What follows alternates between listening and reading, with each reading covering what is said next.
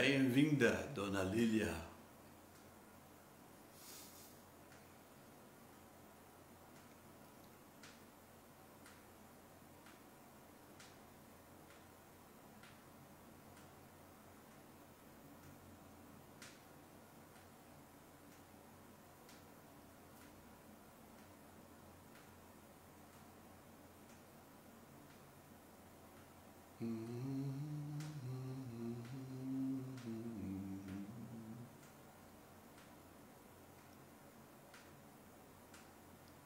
A sala de espera está vazia.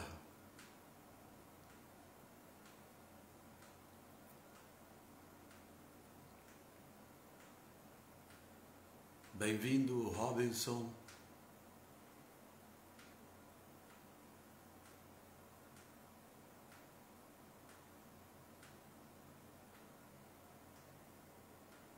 Boa noite. Com Deus.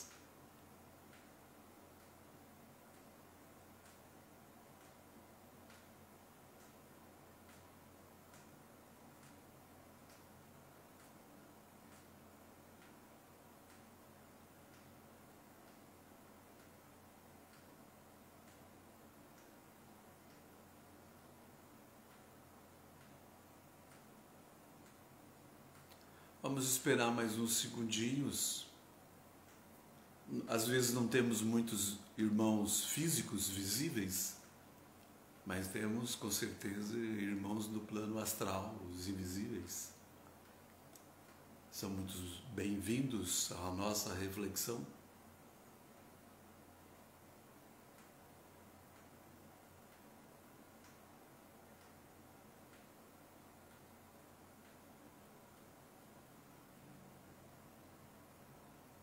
Esse aí atrás é o chefe Joseph.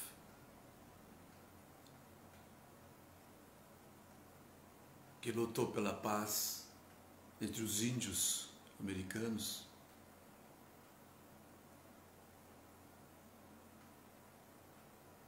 Como lutam pela paz os nossos índios no Acre, Rondônia, em toda a Amazônia.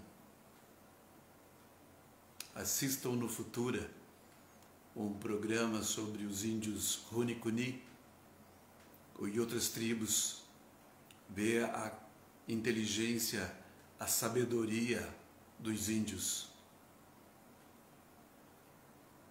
Acho que nós podemos já iniciar a nossa pequena reflexão de hoje. Peço então que se dirijam ao Deus do seu coração, ao Deus da sua compreensão. Cerrem seus olhos e recitemos então o Pai Nosso. Pai nosso que estais nos céus, santificado seja o vosso nome. Venha a nós o vosso reino e seja feita a vossa vontade, assim na terra como no céu.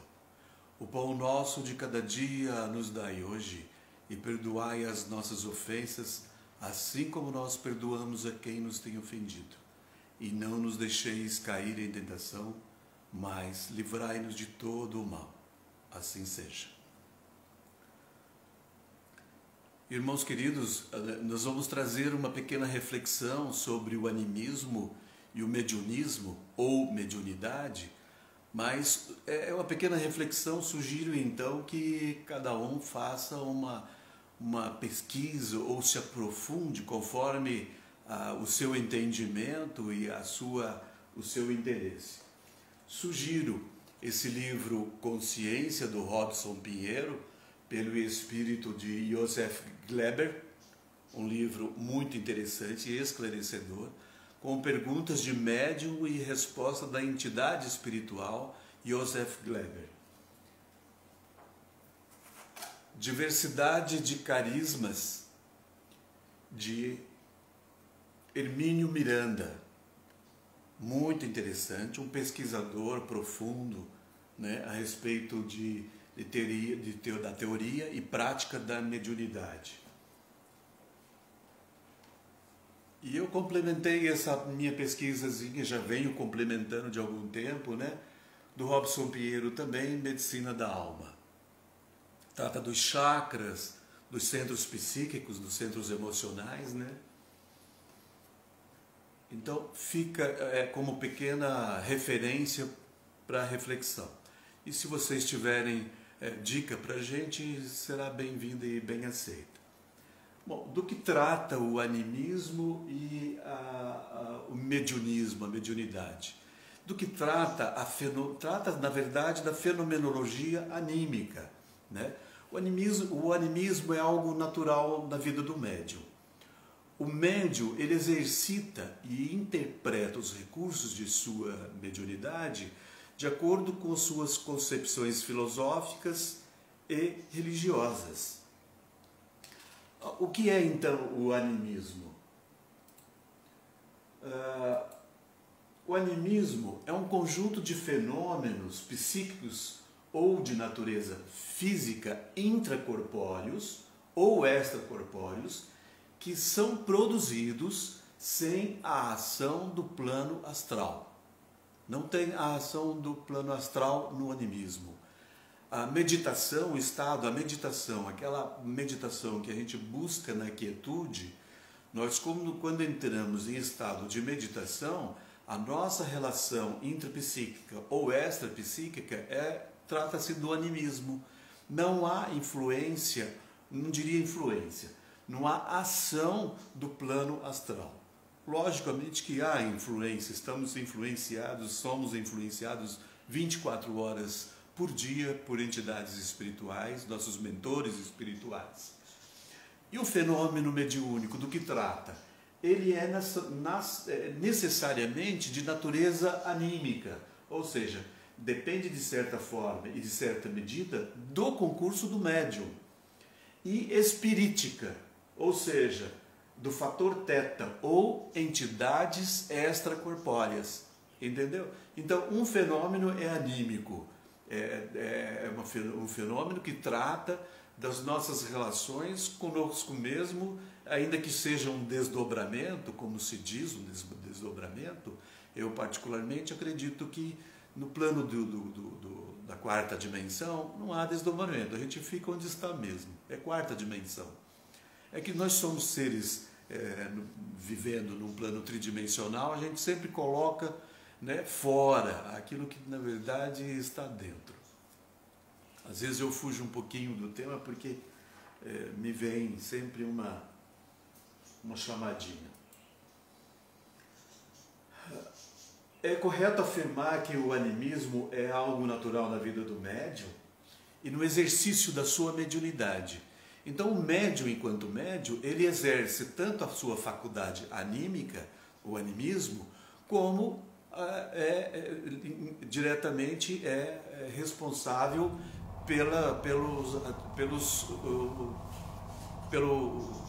desculpa, só um instante.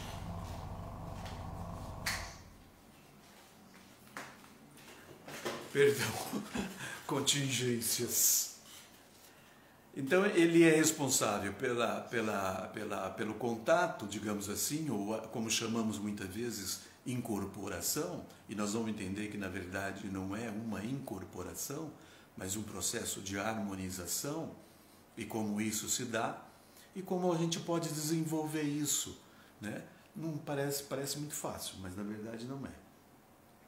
Aí o Joseph Gleber diz assim, quando é perguntado a respeito, o que é o espírito? Algumas fraternidades iniciáticas se referem à personalidade alma, né? Porque quando desencarnamos, fica o duplo etérico e o perispírito vai.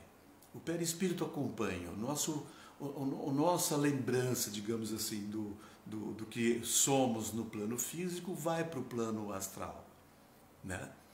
Então, fica a nossa persona impressa no plano astral quando desencarnamos. Então, pode ser chamada de personalidade alma, o nosso espírito desencarnado. Como espírito ainda distante da vivência da espiritualidade sublime e muito longe da sabedoria superior, o espírito em si, em sua essência mais profunda, consiste em elementos que o irmão Joseph Gleber denomina intelectum, isto é, puro intelecto, ou então Mental tom, como a alusão aos atributos de um corpo mental ainda adormecido, porém passível de ser liberado em seus conteúdos e potencialidades. Quando o irmão Joseph Gleber fala do corpo mental, é o nosso corpo mais sutil. Nós temos um duplo etérico, corpo físico, duplo etérico, perispírito, e nós temos mais profundamente o corpo mental, que tem uma forma ovoide, né? Ele não tem a forma no nosso corpo físico como o perispírito. Em seu âmago possui imagens ou projeções divinas, o Deus que habita em nós.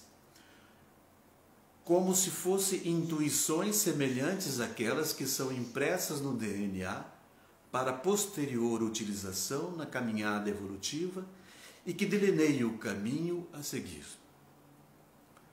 Tais imagens constituem projeções reais do caráter hiperfísico e hiperenergético, muito além da capacidade de compreensão de certos estudiosos da ciência terrena. E sobre a ideia de espiritualização, o Joseph Gleber diz ainda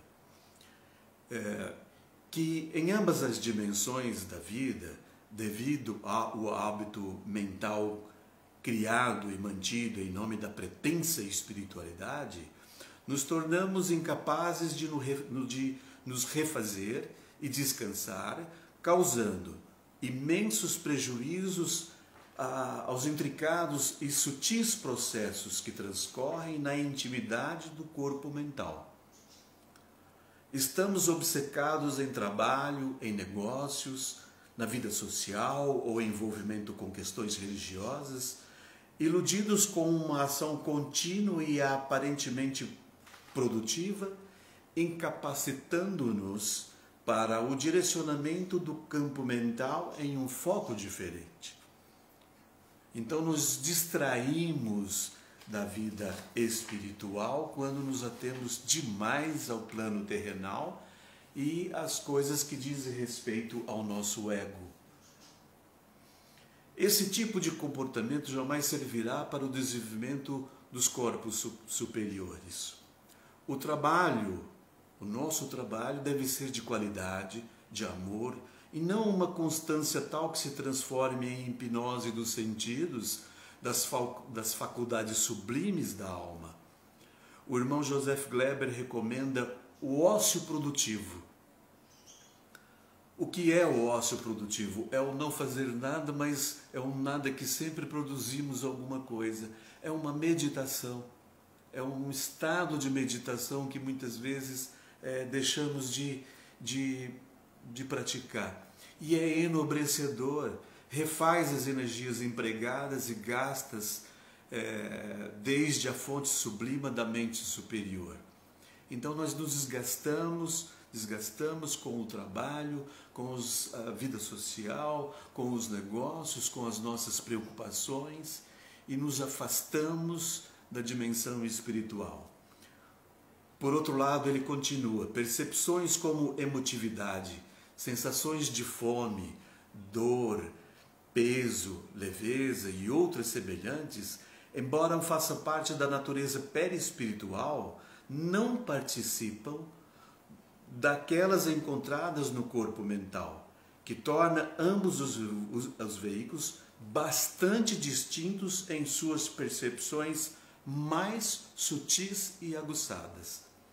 Ou seja, todas essas percepções nossas dos sentidos, né, das emoções, da fome, da dor, do sofrimento, não fazem parte da natureza perispiritual, mas não participam do corpo mental. O nosso corpo mental ele é livre dessa dimensão do plano físico. Num congresso em 1937, a gente vai resgatar um pouquinho da história a respeito do animismo. Esse congresso em 37, um congresso mundial espírita, né, foi solicitado a Ernesto Bozano um resumo de sua volumosa obra e tratava muito de animismo, né? ele foi questionado, animismo ou espiritismo? Aí ele diz assim, nenhum nem outro logra separadamente explicar o conjunto dos fenômenos paranormais.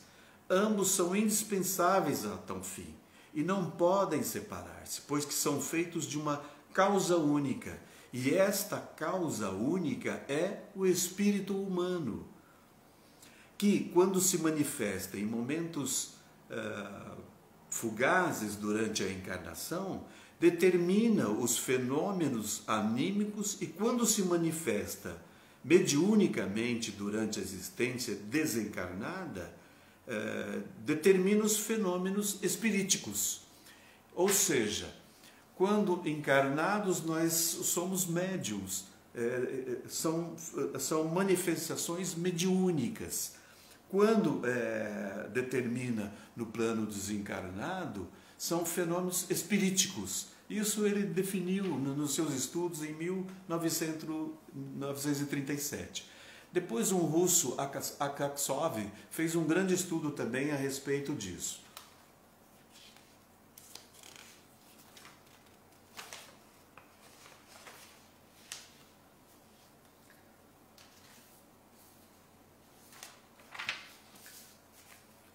Então, a mediunidade, ela trata de um fenômeno que é conectado ao médium, principalmente através da hipófise e da pineal. A hipófise e pineal seria a nossa conexão com o nosso corpo inteiro e nossa conexão com a espiritualidade. O médium, quando na sua ação mediúnica, filamentos vibratórios, filamentos energéticos de hiperenergia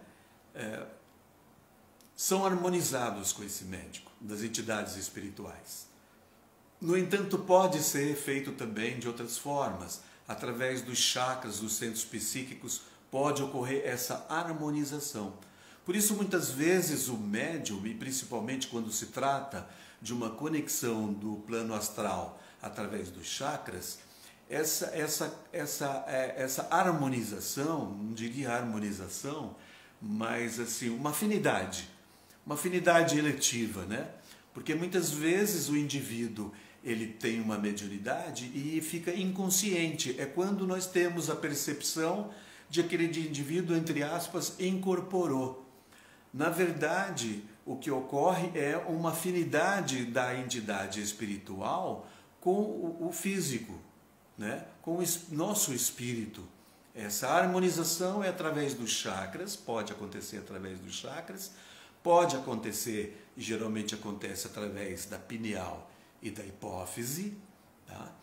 E muitas vezes caracteriza o médium na sua forma de falar, do idioma, do sotaque, de uma postura física, porque é uma afinidade eletiva muito sutil, muito tênue que ocorre.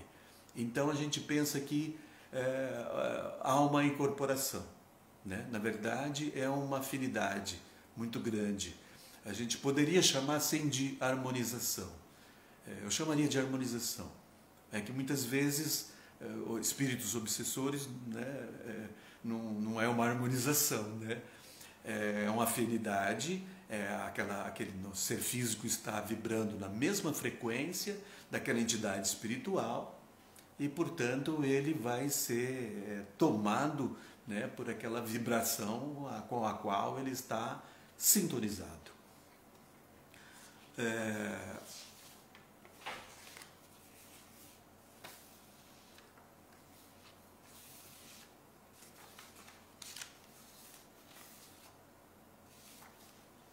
Perdão.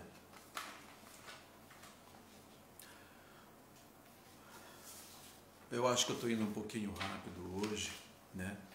Então, a diferença fundamental entre animismo e mediunismo o animismo diz respeito a uma experiência interior sem intervenção do plano astral. A mediunidade A mediunidade, ela se dá com um processo de uma afinidade com entidades espirituais, um processo de harmonização, através de filamentos energéticos, hiperenergéticos, com os nossos centros psíquicos, especialmente a hipófise ou pituitária e a pineal, que é o nosso terceiro olho, a nossa terceira visão. Entendem? Pode ocorrer com os chakras essa harmonização.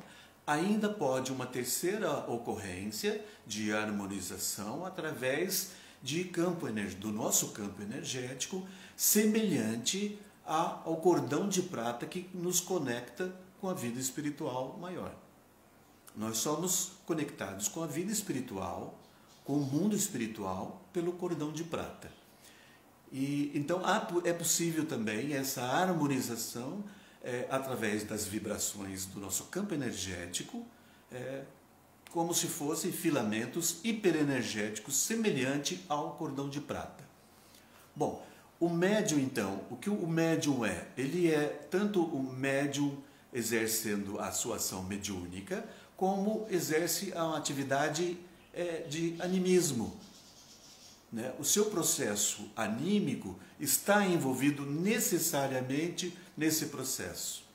Está envolvido.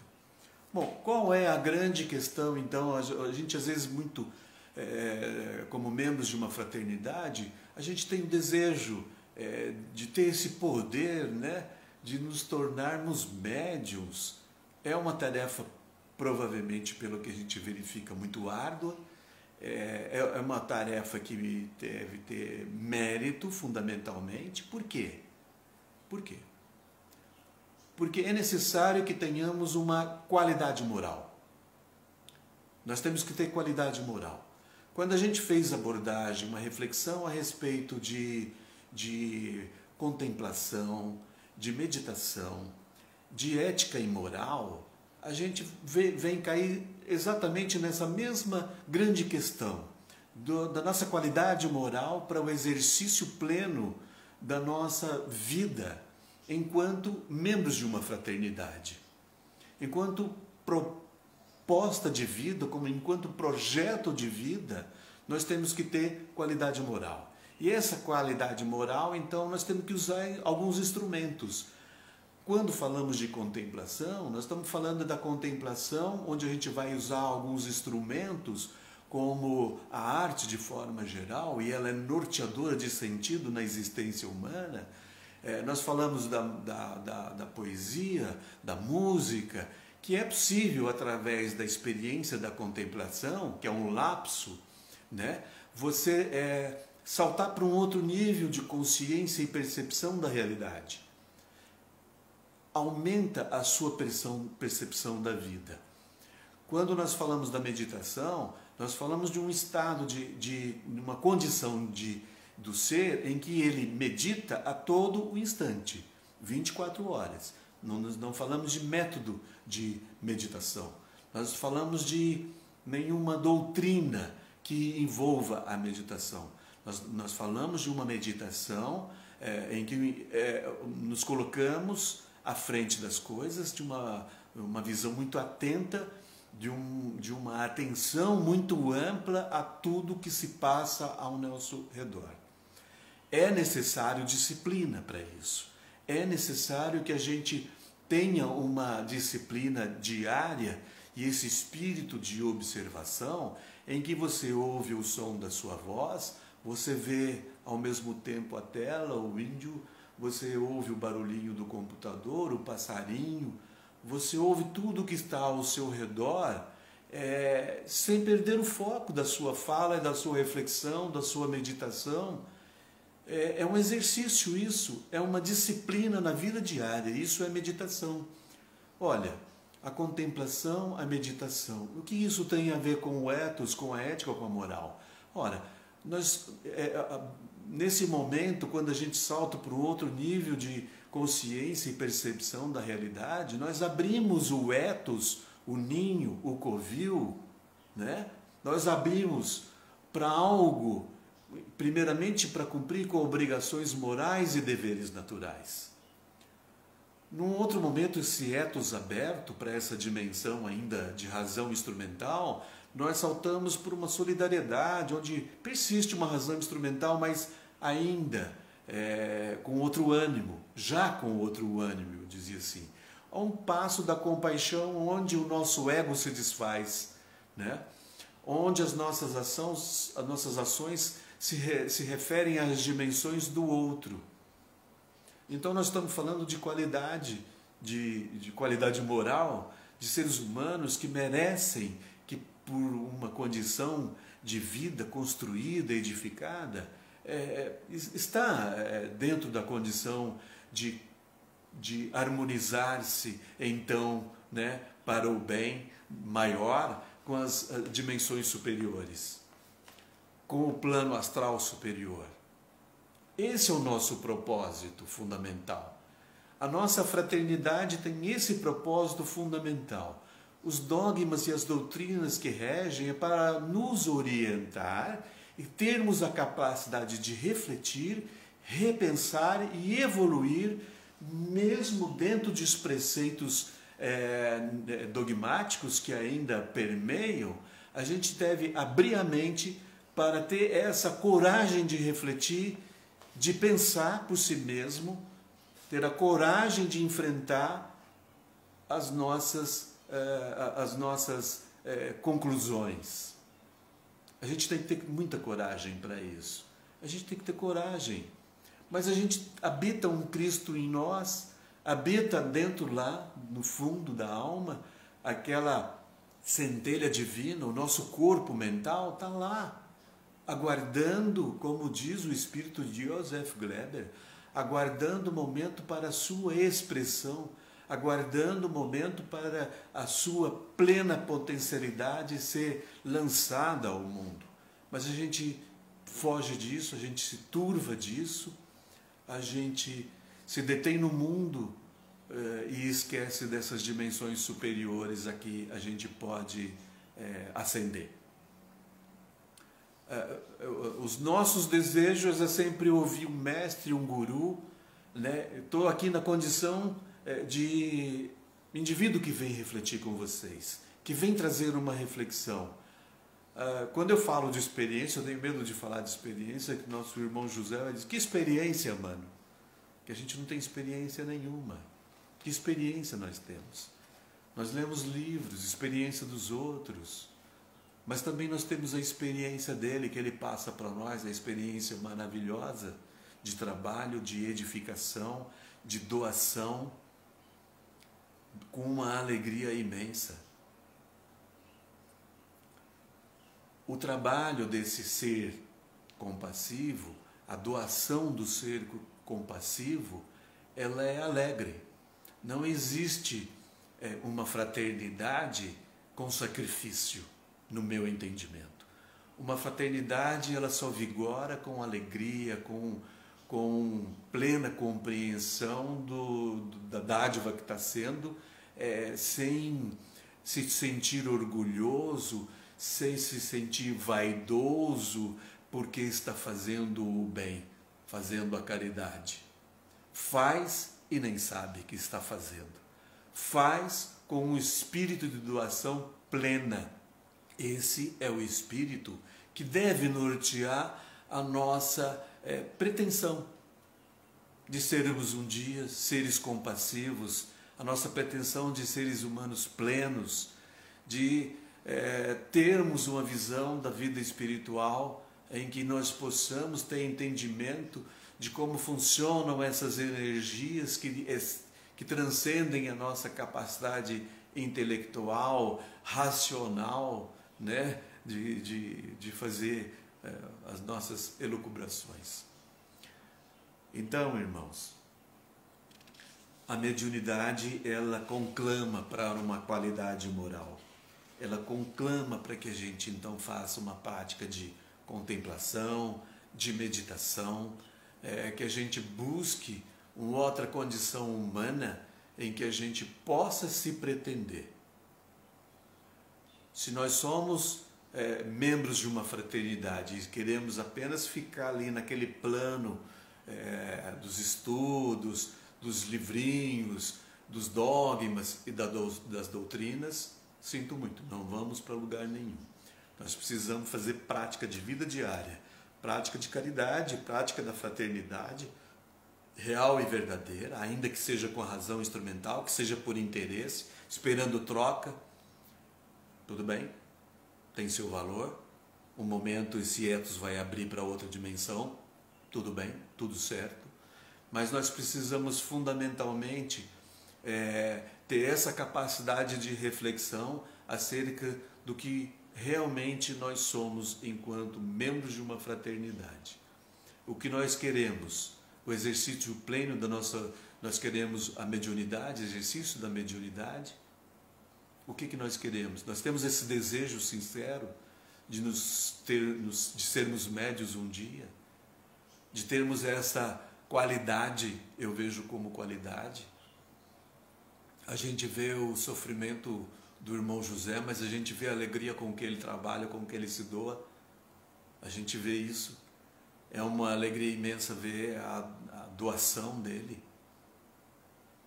Então, deixo essa reflexão para vocês a respeito da qualidade moral e que a gente possa, então, exercer um dia com plenitude a compaixão, as dimensões do outro. A gente não vai esquecer do trabalho, da família, dos nossos afazeres, a gente vai se doar, mas faça cada ato, né? Cada gesto, um gesto de amor. Aí sim a gente vai estar meditando sobre cada evento que acontece na sua existência. Então a meditação é o dia a dia. A meditação é lá na quietude, onde você se tranca, no seu sanctum particular. Ali você faz a sua oração, a que busca a quietude da sua mente. Essa quietude, na verdade, é o não julgamento dos seus pensamentos, o não julgamento das ações, se são boas e são ruins, mas apenas uma observação carinhosa dos seus pensamentos. Isso é meditação. Exercitem essa meditação com muito carinho. Exercitem no seu dia a dia. E orem. E orem.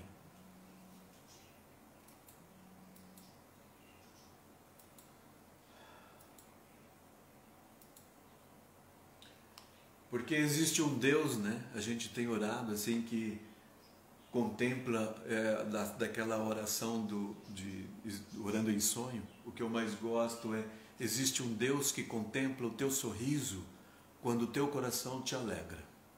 Pensa nisso. Pensa que Jesus, Ele te ensina a doar, da dor e de sofrimento que te rodeiam, que é só doando que nós sabemos amar. E me veio agora uma pequena reflexão para finalizar.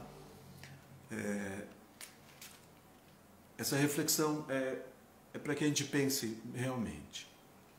Me veio o seguinte, que é preciso a gente perder para ganhar. Às vezes a gente pensa, mas tem gente que vem ao mundo e só ganha, ganha, ganha, ganha. Elas ganham, ganham, realmente, mas não sabem o que estão perdendo. Então eu trago essa reflexão. É preciso perder para poder ganhar. É preciso perder as coisas materiais, os bens materiais, para a gente ganhar. Se ganha muito, muito, muito bem material, às vezes não sabemos o que estamos perdendo, mas em um determinado momento perderemos. Algo perderemos. Mas podemos perder também o nosso ego. E nós ganhamos uma outra dimensão de vida. Um outro olhar para a dimensão cósmica da vida. Pensem sobre isso. Muito obrigado. Tenham uma boa noite, uma linda noite com Jesus.